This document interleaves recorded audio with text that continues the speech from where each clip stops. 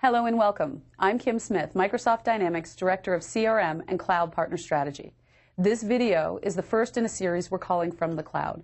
The intent of these short 5 to 10-minute recordings is to help our Microsoft Dynamics partners and our field sales and partner management teams better understand our cloud strategy and the path to building a profitable practice for our partners with our Dynamics Online Services assets. Through the course of these videos, you'll hear from various subject matter experts on topics you're likely to face when partners go through the transition in the cloud. Many of these topics are covered in our Dynamics Cloud Partner Profitability Guide, which will be available in early 2011. Today I'm joined by Doug Kennedy, Vice President of Partners for Microsoft Dynamics. Welcome, Doug. Hi, Kim. How are you today? Good. How are you? I'm great. Thanks. Fabulous. I have a question that I wanted to start our conversation with today, Doug, and that is that we've all heard loud and clear that we are all in for the cloud. Well, we're definitely all in. Yeah, you're correct on that. And I'd love to get your perspective on what that means. Right. Okay. Well, the cloud represents a fundamental shift in the market led by a strong customer desire to consume technology as a utility or as a service. Now, for us, this represents a unique opportunity to provide the solutions customers need, but in a way that enables them to think differently about how they invest in solutions, ultimately empowering them to invest their capital in ways that will help them do more to grow their business faster and more reactive to the changing demands of their respective markets. Additionally, the cloud creates a number of new service-based revenue streams for our business and introduces a number of new ways for us to jointly provide more value to our customers. The question that's always asked first when thinking of our partners is what's in it for them? What is their primary opportunity, and how do they think about this relative to their own profitability? Well, Kim, first and foremost, the revenue streams that exist today for partners are not going away.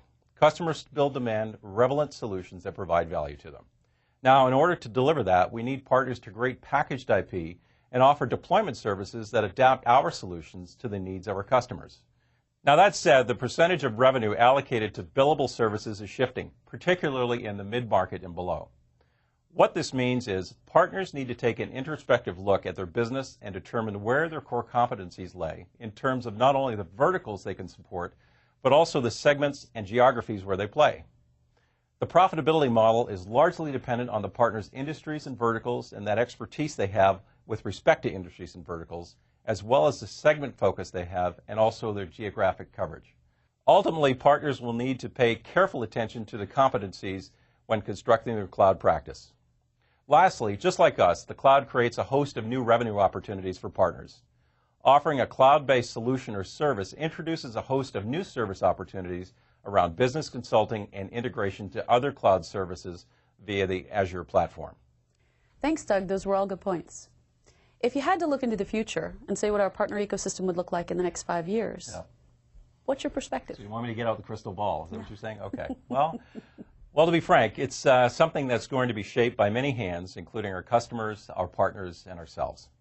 And like any shift in the market, opportunity is created by those who innovate in the space, and it's going to be incredibly interesting to see how we, together with our partner and the partner ecosystem, adapt to this change and fully monetize the opportunity. And also, we can't forget the customer demand will be a large force in how this comes to life. And there's some strong opinions forming around what customers will be willing to pay for and their expectations on what the solutions will provide. Now, this will differ by market segment. For example, customers in the enterprise space who see their business processes as competitive advantage will actually continue to show a willingness to pay for partner services to customize the solution for their unique needs. Small and medium businesses are going to have a higher expectation around the ability to simply turn on and quickly configure the relevant solution and consume it as a utility. This means partners who serve our large customers will need to possess the skill set to sell and support through services, but the way they do so will likely need to adapt. As you begin to progress down the market, the impetus to create packaged IP in order to meet those customers' demands becomes more critical. In order to maintain profitability, partners serving the small to mid-sized segment really need to be able to drive scale both in terms of selling, but also in supporting a broad set of customers. We have to be aware that in some very low-end segments of the market, where we're looking at companies that are, say, less than 100 employees, it becomes much more challenging for our traditional VARs to maintain profitability in the cloud. To service this market, we're looking at a number of strategic relationships with potential partners who have the business model to support the very low cost of sales and support, as well as the selling motion required to drive enough volume and economies of scale to maintain profitability. But here we are looking at primarily a set of very few partners that act as selling engines for the lower mid-market segment and below. Great. And describe your vision of the ideal cloud partner. Well, like I mentioned before, the profitability model and operational structure varies greatly depending on the segments of the markets any given partner is trying to serve. All partners building cloud practice need to place customer expectations around buying a cloud solution first.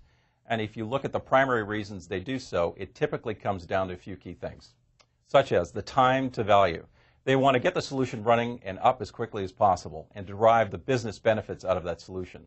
Financial benefits. The impact of acquiring the technology as an operational expense is important to a lot of these customers.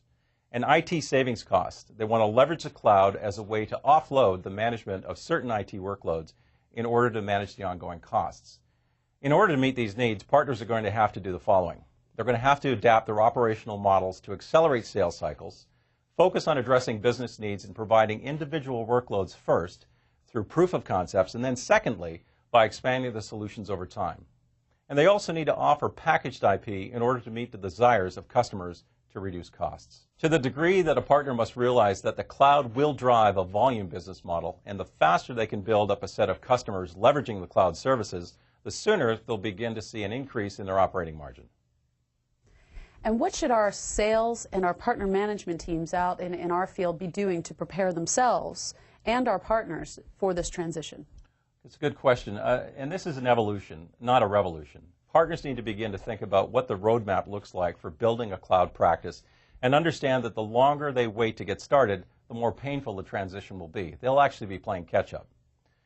For any partner, building a cloud practice will represent investments in a number of key areas, including the following: sales and the resourcing around sales and the processes that will actually drive volume. Marketing investments are a real focus, and they require these to actually feed that volume selling engine. And they need to develop and package repeatable IP that they can offer into the marketplace.